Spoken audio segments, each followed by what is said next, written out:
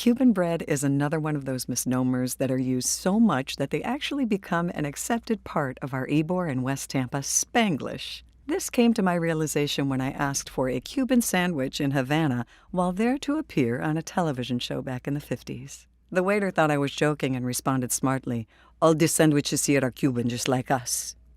The bread was nothing like what we got from our bakeries back home. The stuff between the slices of bread depended on what you wanted. Ham and cheese, egg, chorizo, and a popular mix of what they call medianoche.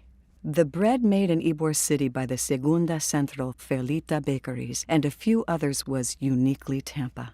Americans, those who were not us, mistakenly thought that all people who spoke Spanish were Cubans. Logically, then, the bread made by Spanish-speaking people was referred to as Cuban bread. Same happened with the sandwich, which was another original and was correctly called sandwich mixto, mix. There is a wide difference among natives as to exactly what went into the original Cuban sandwich. My first recollections go back to the late 30s when I was sent to Los Helados de Ybor to buy sandwiches mixtos for the men who met at my godfather's Eugenio Fernandez's house on 11th Avenue, right next door to mine, every night to discuss all matters.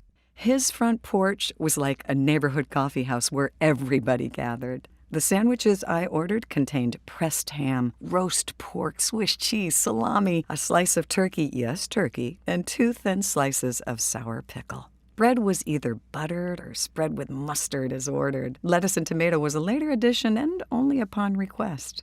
All ingredients were very sparse. It was the combination that gave its unique taste. The fact that economic conditions were a bit tough had a lot to do with the amount of meat and cheese. They were a great deal shorter than the current ones, too.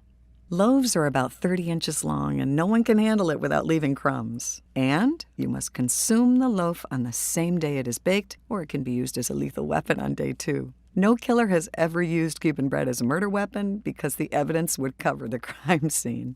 Notice waiters at Spanish restaurants with napkin hanging on their forearm to clear tables for the next customer. Many used a knife from the dinner table to clear the crumbs. Each loaf has 2 points, picos, which my wife prefers. I ask her, which pico do you want me to save, the front or the back?